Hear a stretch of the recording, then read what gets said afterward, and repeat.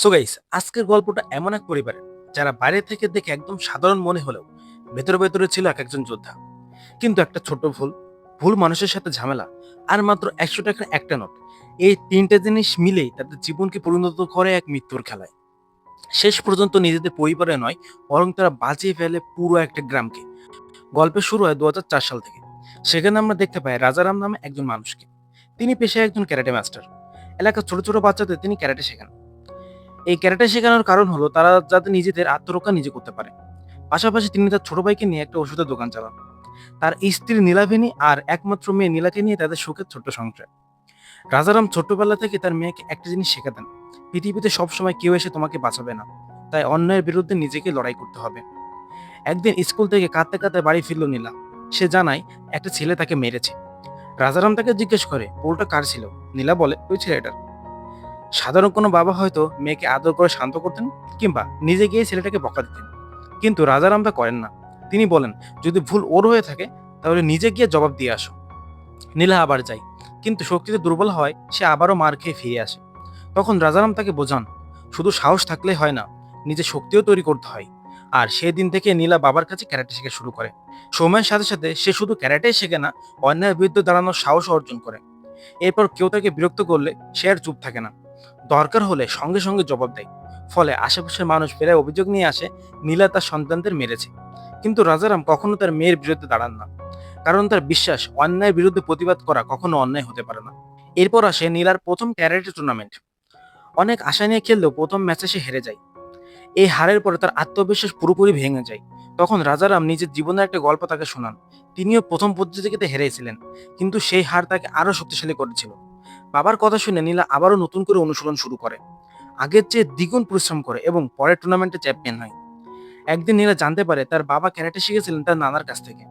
আরো অবাক করার বিষয় হলো, তার মা নীলাবেনী সেও একজন দক্ষ ক্যারাটে খেলোয়াড়। অর্থাৎ পুরো পরিবারটাই ক্যারাটে পারদর্শী। যদিও বাইরে থেকে দেখে সেটা বোঝার কোনো উপায় নাই।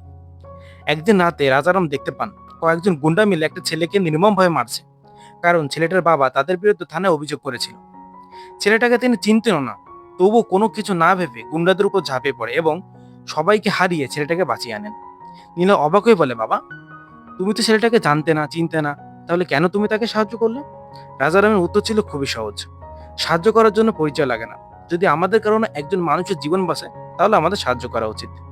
এরপর তিনি নিজের জীবনের একটা কষ্টের স্মৃতি শোনান। তার ছোট বোন এক সময় বিপদে পড়েছিল, কিন্তু আশেপাশের কেউ এগিয়ে আসেনি। ফলে তার বোন মারা যায়। সেই ঘটনার পর থেকে রাজারাম ঠিক করেন, তার সামনে কোনো অসহায় মানুষ পড়লে তিনি কখনো মুখ ফিরিয়ে নেবেন না। সময় এগিয়ে যায়, আমাদের দেখানো হয় 2019 সাল। এখন নীলা বড় হয়ে গেছে, বাবার মতো সাহসী আর মায়ের মতো ঠান্ডা মাথায় সিদ্ধান্ত নিতে পারে। সে জানে সব সমস্যার সমাধান মারামারি করে হয় না, কিন্তু যেখানে প্রতিবাদ করা দরকার সেখানে সে এক পাও পিছিয়ে আসবে না। একদিন বাসে যাওয়ার সময় নীলা একজন বৃদ্ধাকে ফোনে কাঁদতে কাঁদতে কারো কাছে সাহায্য চাইতে শোনে। কিছু প্রভাবশালী লোক তার জমি দখল করে নিয়েছে, কিন্তু যাকে তিনি সাহায্যের জন্য ফোন করেছিল সে উল্টো ভয় দেখিয়ে জমি ছেড়ে দিতে বলে। পরে বোঝা যায় লোকটা আসলে দখলদারের সাথে জড়িত ছিল। বৃদ্ধা যখন বাধ্য হয়ে জমির কাগজ তাদের হাতে তুলে দিতে চাচ্ছিল, ঠিক তখনই হাজির হয় নীলা। একাই কয়েকজন গুন্ডার সাথে লড়াই করে হারিয়ে বৃদ্ধার কাগজ বৃদ্ধাকে ফিরিয়ে দেয়। এই ঘটনা প্রমাণ করে বাবার শেখানো শিক্ষা নীলা এক মুহূর্তের জন্য হলেও ভোলেনি। অন্যদিকে গল্পে প্রবেশ করে আসল ভিলেন বরুণ। সে একজন ধনী ব্যবসায়ী, যার বড় বড় মাইনিং কোম্পানি রয়েছে, কিন্তু তার ব্যবসার পেছনে লুকিয়ে আছে অসংখ্য অসংখ্য অপরাধ।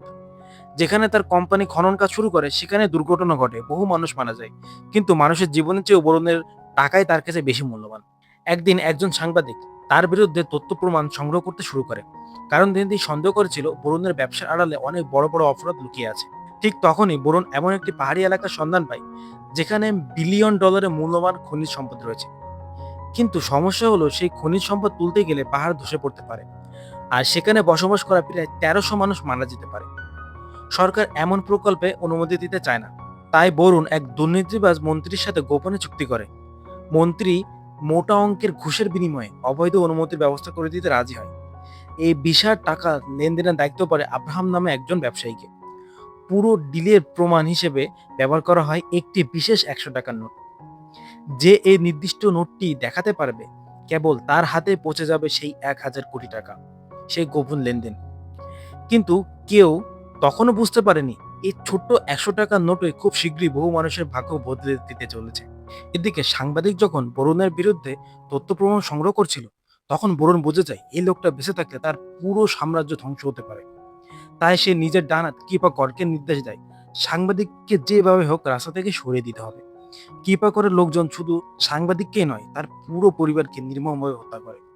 এই একটা ঘটনায় বুঝে দেয় বরুণ নিজের স্বার্থের জন্য কোন পর্যায়ে যেতে পারে। অন্যদিকে নীলা নিজের স্বাভাবিক জীবন নিয়ে ব্যস্ত। সে একটি কল সেন্টারে চাকরি পেয়েছে, পরিবারের সবাই খুশি। কিন্তু চাকরিতে যোগ দেওয়ার পর থেকে তার ম্যানেজার তাকে বিভিন্নভাবে হয়রানি করতে শুরু করে। একদিন রাতে অফিস থেকে ম্যানেজার জোর করে একই গাড়িতে উঠে বসে এবং প্রমোশন এবং বেতন বাড়ানোর লোভ দেখিয়ে নীলার সঙ্গে বাজে আচরণ করার চেষ্টা করে। কিন্তু নীলা তো চুপ থাকার মেয়ে নয়। সে এক মুহূর্ত দেরি না করে লোকটাকে গাড়ি থেকে নামিয়ে এমন শিক্ষা দেয় যে সে জীবনে ভুলতে পারবে না। বাড়িতে ফিরে সে তার মাকে পুরো বিষয়টা জানায়। তার মা মনে করে নীলা বারবার ঝামেলা জড়িয়ে পড়ছে। সমাজের মানুষ নানা কথা বলবে, ভবিষ্যতে তার বিয়ে করতেও সমস্যা হতে পারে। কিন্তু রাজারামের উত্তর ছিল একেবারে পরিষ্কার। তিনি বলেন, সমাজ কি বলবে না বলবে এটা নিয়ে আমার কোনো মাথা ব্যথা নাই। আমার মেয়ের সিদ্ধান্তই আমার কাছে চূড়ান্ত সিদ্ধান্ত। এদিকে আরেকটি দিক দিয়ে গল্প এগোতে থাকে। ইন্সপেক্টর অরুণ নামে একজন সৎ পুলিশ অফিসার। সে রাতে ডিউটি করছিল। সেই সময় একটি দুর্ঘটনার খবর আসে তার কাছে। তিনি ঘটনাস্থলে যায়, যে দেখতে পারে একজন মানুষ আহত হয়ে পড়ে আছে। সেটার কেউ নয়, আব্রাহাম। প্রথমে ঘটনাটি সাধারণ দুর্ঘটনা মনে হলেও খুব দ্রুত বিষয়টা অন্যদিকে মোড় নেয়। বরুণ যখন খবর পায় আব্রাহাম হসপিটালে আছে এবং ইন্সপেক্টরদের নজরদারিতে আছে, অথচ হাজার কোটি টাকার পুরো হাওলা চক্রের সবচেয়ে গুরুত্বপূর্ণ ব্যক্তি হলো এই আব্রাহাম। তাই বরুণ সঙ্গে সঙ্গে কৃপাকরকে হাসপাতালে পাঠায়। পরিকল্পনা ছিল পুলিশ কিছু বোঝার আগে আব্রাহামকে সেখান থেকে বের করে আনা হবে। কিন্তু হাসপাতালে উপস্থিত ছিল ইন্সপেক্টর বরুণ। তিনি গুন্ডাদের দেখে বুঝে যায় এটা সাধারণ অপরাধী নয়। সতর্ক করার জন্য যখন তারা এগিয়ে আসে, তখন বরুণ একজনের পায়ে গুলি করে। বাধ্য হয়ে সবাই সেখান থেকে পালিয়ে যায়। মনে হচ্ছিল আপাতত বিপদ কেটে গেছে। কিন্তু কিছুক্ষণ পরে আব্রাহামের জ্ঞান ফিরে আসে। আহত শরীর নিয়েও সে হাসপাতালে পুলিশ সদস্যের উপর হামলা চালায়। একে একে সবাইকে হত্যা করে এবং সেখান থেকে পালিয়ে যায়। তবে পালালেও তার পায়ের গুলির ক্ষত খুব দ্রুত খারাপ হয়ে যায়। একজন ডাক্তার তাকে কিছু জরুরি ওষুধ খেতে বলে, কিন্তু সে নিজে তো বাইরে যেতে পারবে না, কারণ পুলিশ তাকে খুঁজছে। এমন সময় গল্পে আসে টবি।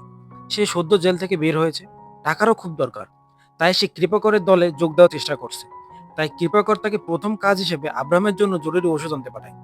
টবি একটি এলাকায় পৌঁছে দুটি ওষুধের দোকান দেখতে পায়। তার ভিতরে সে নীলাদের দোকানেই ঢুকে পড়ে। কোনো প্রেসক্রিপশন ছাড়া ওষুধ চাইলে নীলা সেটা দিতে চায় না। তখন টবি ছুরি বের করে ভয় থাকে। ঠিক তখনই নীলার মায়ের শেখানো কথা নীল মনে পড়ে, যে সব জায়গায় মারামারি করে সমাধান করা যায় না। তাই সে আপাতত ওষুধ দিয়ে দেয়। কিন্তু বের হওয়ার সময় টবির নজর পড়ে নীলার গলার চেনের উপর। পুরনো ছিনতাইকারীর স্বভাব জেগে ওঠে। সে চেনটা ছিনিয়ে নিতে ফিরে আসে। এবার নীলা চুপ থাকে না। মুহূর্তের মধ্যে টবি নিজের ছুরি কেড়ে নিয়ে তার হাতে আঘাত করে। আশেপাশে মানুষ ছুটে আসে এবং টবিকে পুলিশের হাতে ধরিয়ে দেয়। থানায় নিয়ে যাওয়ার পর টবি কৃপাকরকে ফোন করে জানায় সে চেইন ছিনতাইয়ের অভিযোগে ধরা পড়েছে।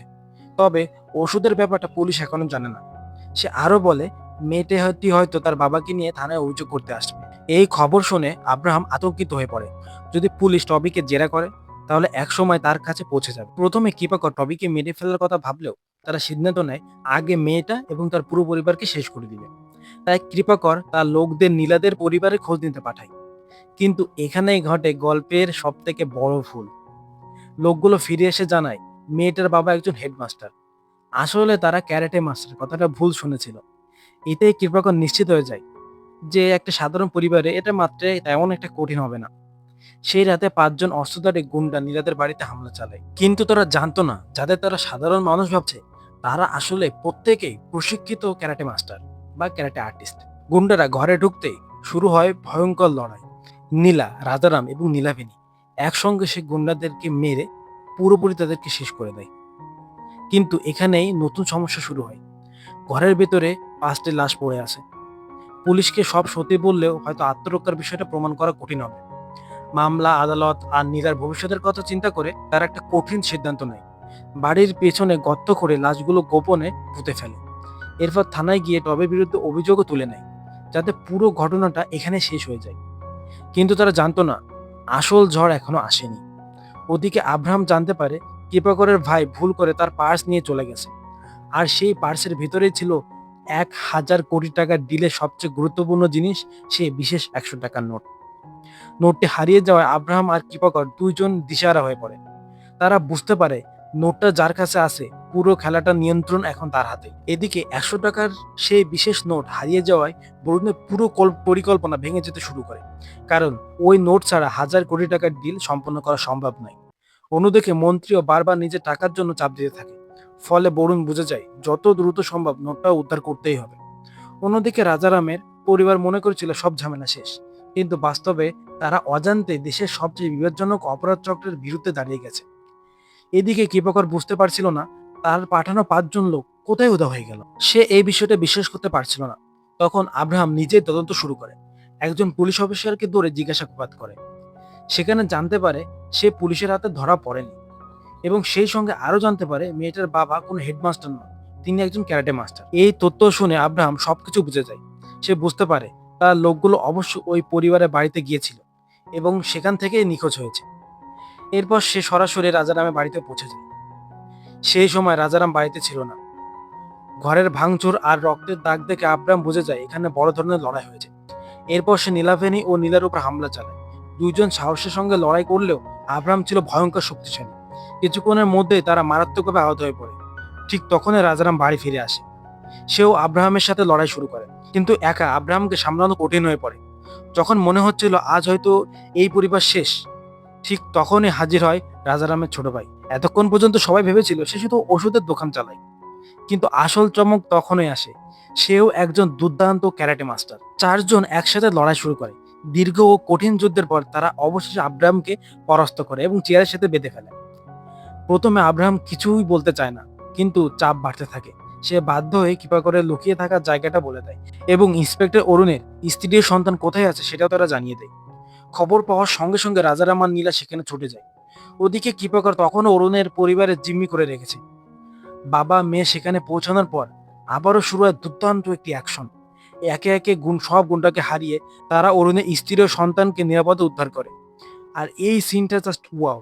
যদি আপনারা মুভিটা না দেখেন এই সিনটা উপভোগ করতে পারবেন না। মাস্ট বি মুভি, এই মুভিটা আপনার। এই লড়াইয়ের মধ্যে বরুণের একজন ম্যানেজারও ধরা পড়ে। তাকে এবং কৃপাকরকে জেরা করে তারা পুরো ষড়যন্ত্রটার বিষয়ে জানতে পারে। তখন রাজারাম জানতে পারে এই সবকিছুর পেছনে হাজার কোটি টাকার ঘুষ, অবৈধ মাইনিং এবং একটি পরিকল্পনা, যার কারণে হাজার হাজার মানুষ মরে যেতে পারে। আর এই পুরো পরিকল্পনার সবচেয়ে গুরুত্বপূর্ণ চাবিকাঠি হলো সে ১০০ টাকার নোট। রাজারাম সঙ্গে সঙ্গে নিজের ভাইকে ফোন করে। কৃপাকরের ভাইয়ের কাছ থেকে পাওয়া পার্সটা আবার ভালো করে খুঁজে দেখতে বলে।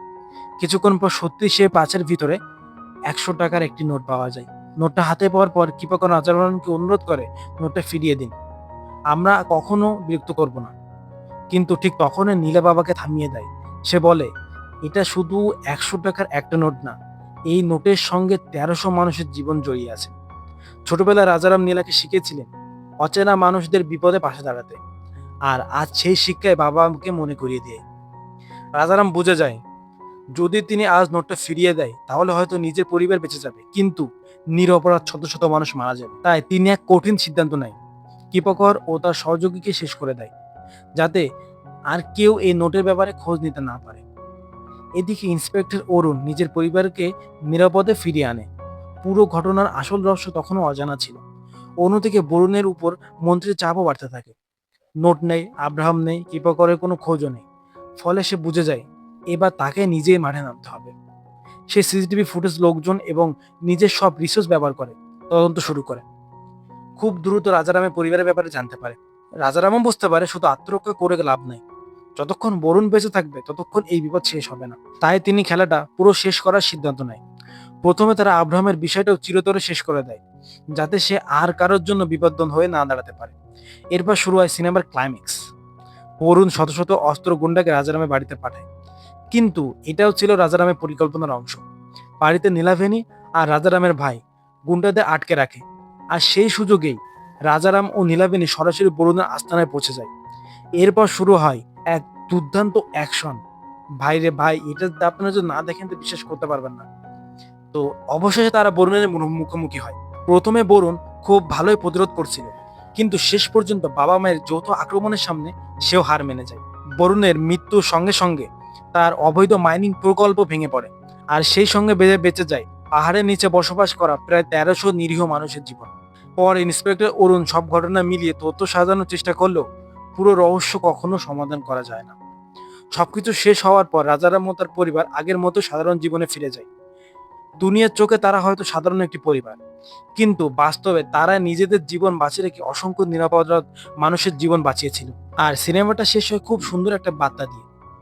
শক্তিশালী হওয়ার মানে শুধু লড়াই করা নয়, আসল শক্তি হলো অন্যায়ের বিরুদ্ধে সাহস নিয়ে দাঁড়ানো এবং প্রয়োজন হলে নিজের স্বার্থের চেয়েও অন্য মানুষের জীবনকে বেশি গুরুত্ব দেওয়া। তো এর মাধ্যমে আমাদের আজকের সিনেমাটা শেষ হয়। যদি আপনাদের গল্পটা ভালো লেগে থাকে তাহলে অবশ্যই চ্যানেলটিকে সাবস্ক্রাইব করে দিন। ভিডিওটা ভালো লাগলে ভিডিওতে লাইক করে দিন। আর এটাই আমার ফার্স্ট ভিডিও, এক্সপ্লেন ভিডিও।